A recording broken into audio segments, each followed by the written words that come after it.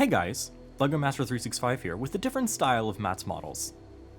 As you can see here, I have the Dundas X-Chorus End-Door Wagon Kit, and I thought it would be fun to actually show you the assembling and painting process. I've been watching a lot of modeling videos from George Williams in these past few months, so I thought I'd do something similar. These kits are very easy to assemble and paint. The wagon I'm making out of this is the Chorus Mail Wagon that's on the TR, but I'm doing it in a Skarloey style for a future project. The first step is cutting out all the parts from the sprue. This wagon is braked, so I'll just... Well, I'm modeling it in a decrepit state, so it doesn't really need brakes now, does it? Once all the parts are cut out, it's time to prep them. Some parts can have flashing, so a quick run over with the knife can get rid of any edges. I also take a pin vise to the axle box holes and expand them a little so the wagon can roll freely. Now we can begin gluing the parts. I'm using Humbrol Liquid Poly. This is different from your normal super glue, as being a polymer, it'll melt the plastic together at the joints, making it more or less one piece. I started with one of the sole bars, and once it was dry, I checked the wheel clearance. I also lined up the other sole bar on the other side to make sure the wheels could spin freely. Then I popped out the wheel and glued in the other sole bar.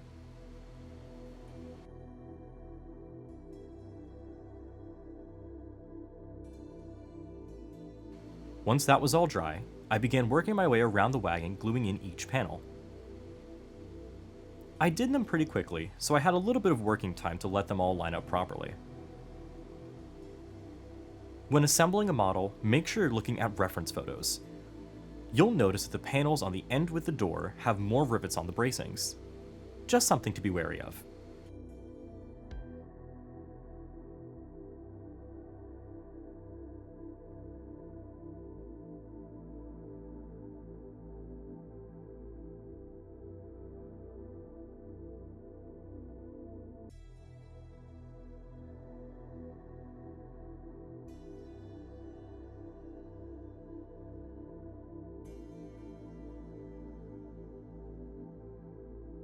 Now it's time to paint. To keep my fingers off the model, I superglued it to a cotton bud that I cut the end off of.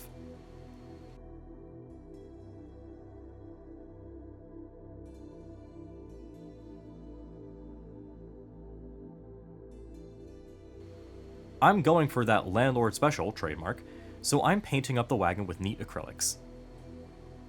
I started with a dark red. A bit too dark now that I'm looking at it.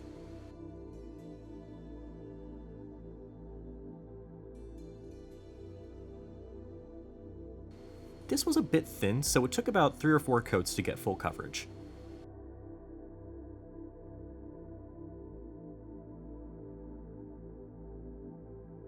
I then tried to go over it with a stippled top coat to look like peeling paint, but it didn't really work that well, so I ended up using it as a final top coat.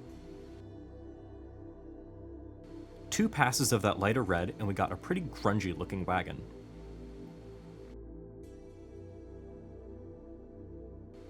The black was simple, just the axle boxes and some rivets along the chassis.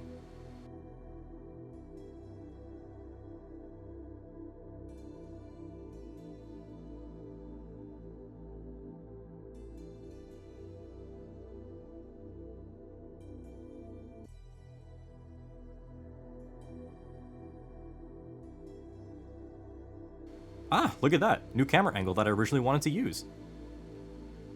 Now that the paint is all dry, it's time to add the lettering. To do this, I'm using Fox Waterslide Transfers. This is the 1 and 2 mm white alphabet in Cheltenham medium font. I had to individually cut out every letter for the wagon and put them on one at a time. The way this process works is you take the letter, soak it in warm water with a drop of dish soap added for about a minute, take it out, and slide it off of the backing sheet. You can then position the letter however you want with a cocktail stick. A wooden one is preferred, but I didn't have a wooden one, so I just used a plastic one.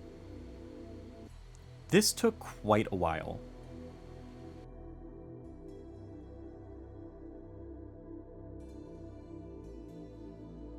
Being an older style wagon, the word wagon is actually spelled with 2 G's.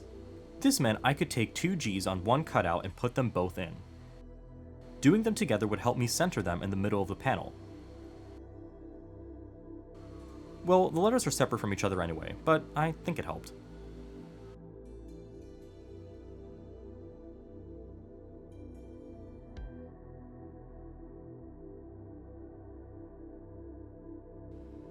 With all the lettering solid, it's time to add a matte clear coat to lock it all in for the next step.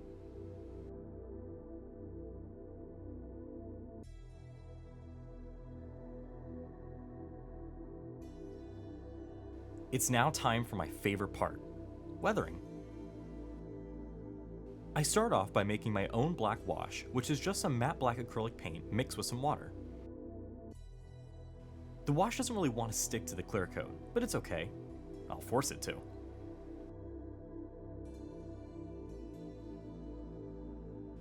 The wash settles into all the little corners and rivets, which adds depth to a model.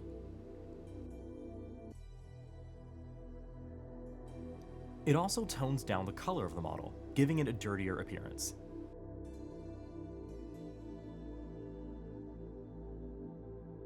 Once the wash is dry, I added some more acrylic paints to act as rust around the rivets and dirt on the frames that's been kicked up over the years.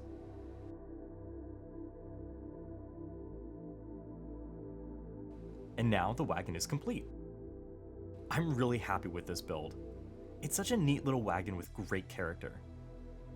I hope you enjoyed this different style of Matt's models. If you enjoyed it, please leave a comment and let me know. If there's interest, I'll keep going with this format for future videos. Thanks for watching, and see you later.